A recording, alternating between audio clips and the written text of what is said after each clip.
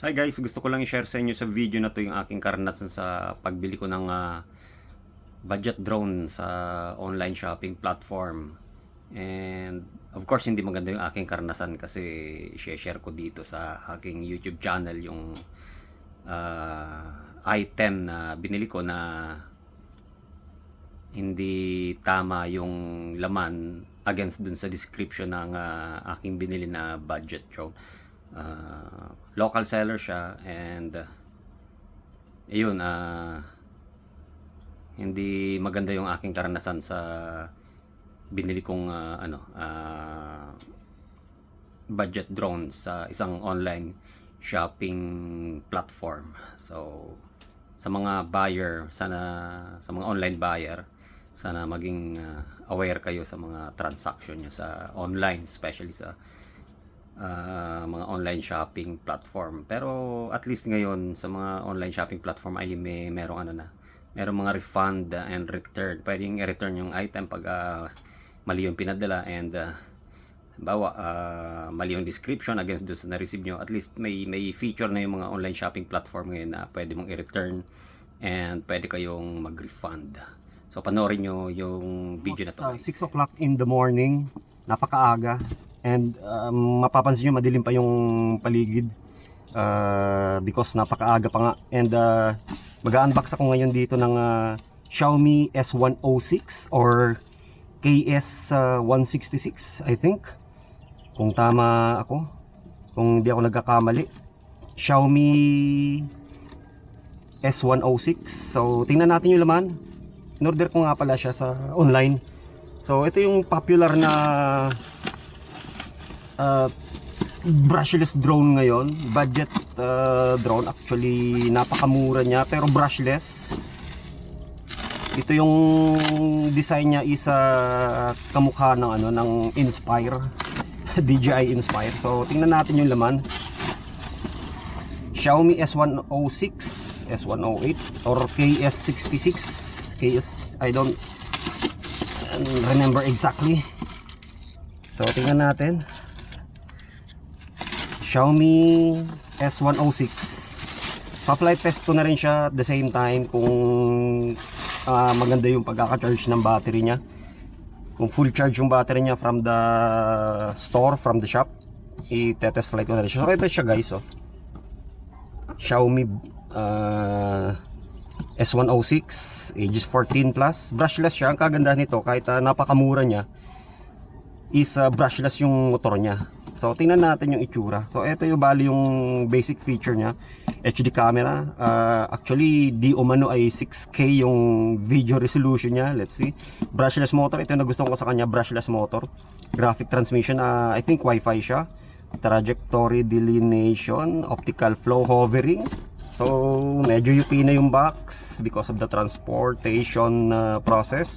S108 or S106 Shark drone. I think this is stand for smart drone, hindi shark drone. Okay. So ito yung itsura niya. HD lens, pixels, brushless motor, excellent performance, low power, alarm. Wow. So ito yung itsura niya. Kung mapapansin nyo, Inspire na Inspire, DJI Inspire. So pinaliit lang siya. And let's see, tingnan natin yung laman. Beauty filter. Ito yung mga basic feature niya ulit. Safety protection. Hindi ko alam, baka may return to home upon low voltage. Gesture photography. Wow, talaga lang 50 times magnification. Low power reminder talaga. Tingnan natin. So buksan natin, tingnan na natin. Xiaomi S106 or KS166. Tingnan natin kung hala. Ay shucks. Ano to? Scam. Bato yung laman. Ay kahoy yung laman. Hala. Hala. Hindi drone yung laman. Ay. Ay, pwede bang magbura dito? Hala. Kahoy yung laman. Relo. Ba't ganito? Smartwatch. Drone yung in-order ko. Tingnan nyo naman yung packaging. Hala. Ako ay na-scam. Ang pinadala ay smartwatch. Wow, hindi ito ang order ko. Hala. Drone yung in-order ko. Ayan o. Ba't smartwatch? Hindi ito ang in-order ko eh. Hindi ito ang order ko. Drone. Ito ang in-order ko. Ba't kahoy yung dumating? Kahoy at pabigat na kahoy at ano to? Smartwatch? I'm sorry. Ba't ganito? Scam to ah. Scammer ka. Drone ang nakalagay sa description ng in-order ko at drone yung o-orderin ko. Hindi relo. Hindi smartwatch. Ayoko ng smartwatch. Drone yung in-order ko. Ba't smartwatch yung pinadala mo? Scam to. Walang nga kakahoy oh. Kahoy yung dumating oh. Kahoy. Ano ko na kahoy? Scammer to. Scam. Eto, ano naman to? Scammer to. Tayo ng seller to. Scammer to.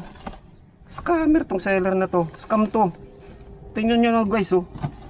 Drone yung in-order ko eh. Ano, drone. Tapos, eto yung laman oh. Tingnan nyo naman kahoy oh. Binalot na kahoy. Kitang-kita nyo naman kahoy oh. Isang piraso ng kahoy, brick ng kahoy. Tapos binalot pa. Anin ko to? Papanggatong. Hindi ito, hindi pwede to, hindi tama to.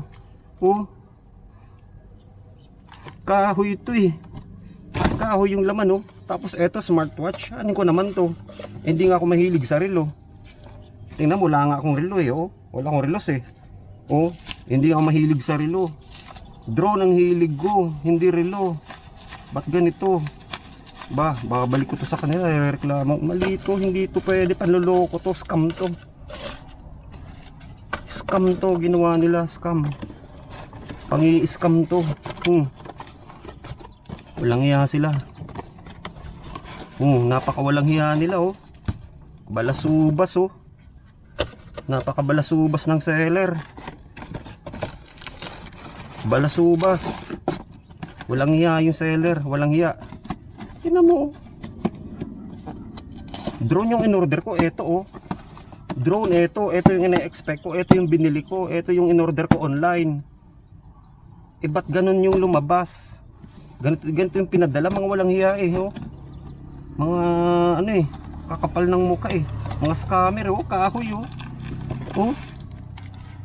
Kahoy ina-expect ko nakabag siya May bag, tapos andun yung drone, tapos eto yung lumabas kahoy. Tapos smartwatch. Ano to? Anin ko naman to? Relo yung lumabas. Ay yung pinadala. Walang iya. Scam.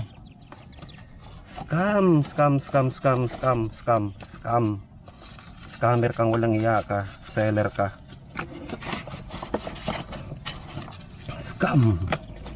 Scam ka, pipicturean kita para makita nila. Scammer kang seller ka, walang iya ka. Sana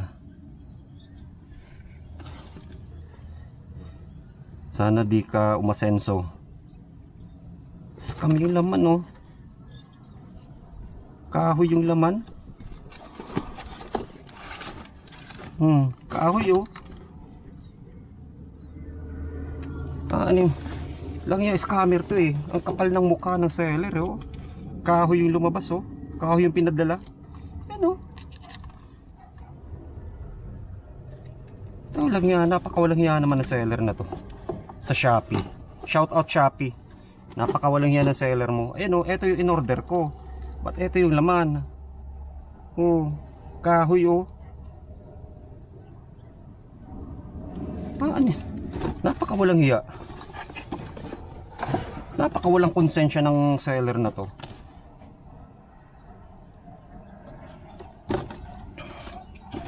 Kahoy yung pinadala, walang hiya. Ayun o, kahoy o. Napakawalang hiya mo, seller. Babalik kita. Okay guys, pasensya na, sorry. Ito yung ino-order ko eh. Drone yung in-order ko eh. Oh. Kaya nga yung box drone eh. Tapos yung papadala nila. Kapiraso ng kahoy. Napakawalang hiya naman. Napakawalang hiya. Tingnan mo, ito ina-expect ko. Napakawalang hiya nila. Smart. Napakawalang hiya nila.